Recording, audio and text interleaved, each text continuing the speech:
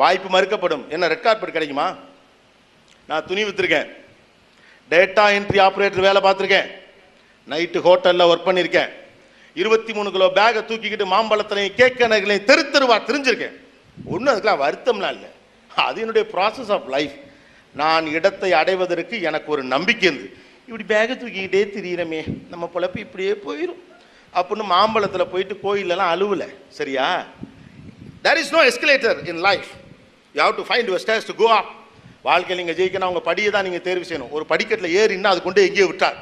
Unfortunately engineering படிக்க வரப்போ அந்த மனநிலை நமக்கு வந்துருச்சு. அதுக்கு நீங்கள் காரணம் இல்லை, அதுக்கு நிறைய காரணம். என்ன நம்புகிறோம்? ஒரு நல்ல இன்ஜினியரிங் கல்லூரியில் சேர்ந்து விட்டால் எஸ்கலேட்டில் ஏறி இந்த மாதிரி ஃபர்ஸ்ட் இயர் அதுவே போயிடும், செகண்ட் இயர் அதுவே போயிடும், தேர்ட் இயர் அதுவே போயிடும், ஃபோர்த் இயர் அதுவே போயிடும். டக்குன்னு ஜம்ப் பண்ணால் அப்படியே இன்ஃபோசிஸில் விழுந்து விடலாம், சிடிஎஸ்ஸில் விழுந்து விடலாம், விப்ரோவில் விழுந்து விடலாம். என்னது? அப்புறம் அவன் வச்சு செய்வான். லைஃப்பில் இதெல்லாம் இல்லாட்டி நமக்கு ஜெயிக்க முடியணும். அதான் லைஃப். எதிர்காலம் எப்படி இருக்கும்லாம் நமக்கு தெரியாது தம்பி. அப்படி ப்ரெடிக்ட் பண்ணக்கூடிய காலகட்டமெல்லாம் முடிந்து விட்டது. அடுத்து இதுதான் நடக்கும் என்று புரிந்து கொள்ளக்கூடிய அளவுக்கு எதிர்காலத்தை கணிக்க முடிந்த காலங்கள் இஸ் ஓவர். இன்னைக்கு நடந்துக்கூடிய நியூ வேர்ல்ட் டெக்னாலஜியில் அடுத்து என்ன நடக்க போகுது எவனுக்குமே தெரியாது. தானியங்கி கார்களை டெஸ்லா குமிச்சுக்கிட்டு இருக்கான். டெஸ்லா இல்லையா?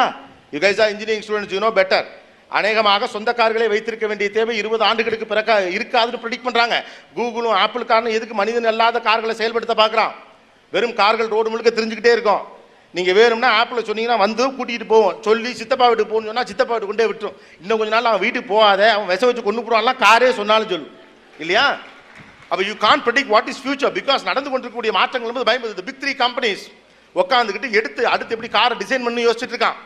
இங்கே what is our automobile engineering படிக்கிறவங்களோ மெக்கானிக்கல் படிக்கிறவங்களுக்கும் இந்த விவரங்கள் தெரிஞ்சிருப்பதற்கான வாய்ப்பு இருக்குது. You can design your own car. நீங்கள் உட்காந்த இடத்துலேருந்து அப்ளிகேஷனில் போய் எனக்கு இந்த மாதிரி டோர் இருக்கணும், இந்த மாதிரி இருக்குன்னா கம்பெனி இதை செஞ்சு கொடுத்துரு, முடிஞ்சு போச்சு. இடையில டிஸ்ட்ரிபியூஷனே கிடையாது. ஃப்ரான்ச்சைசி வச்சிருக்கோம்னா அவுட்டே. அப்போ ஆளுக்கு ஒரு காருன்னு தேவையில்லாமல் ஒரு வீட்டுக்கு 2 கார் 3 கார் நிற்குது. நமக்கு வசதி இருந்தால் உடனே கார் தானே வாங்குவோம். ஏன்னா அதுதான் உடனே இஎம்ஐயில் கொடுக்குறானோ. இந்தியா பெரிய மார்க்கெட்டு, ஈஸியாக விற்றுவிட்டு போயிடலாம்ட்டு எல்லாம் இஎம்ஐ தான். வச்சுக்க கார், ஆளுக்கு ஒன்று வச்சுக்க. 0% இன் இஎம்ஐ. ₹1 கொடுத்தா நீங்கள் கார் வாங்கிட்டு போகலாங்கிற லெவலுக்கு அப்போ காரை இங்கே விற்றுக்கிட்டு இருக்காங்க. எதிர்காலத்தில் தனிநபர்களுக்கு கார்களே தேவைப்படாது. கார்கள் ரோடுகளில் அலைந்து கொண்டிருக்கும்.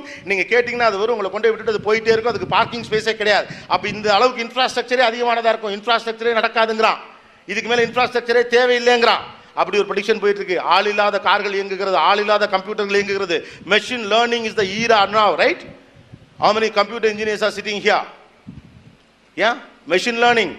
நீங்களாம் தப்பெல்லாம் சரியெல்லாம் சொல்லித்தரலாம் வேண்டிய கிடையாது. 3 தடவை 4 தடவை பண்ணி பழக்கப்பட்ட பிறகு டேட்டாவை உள்ளே கொடுத்தீங்கன்னா தன்னுடைய பழைய ட்ரையல் அண்டர் மெத்தடில் என்னென்ன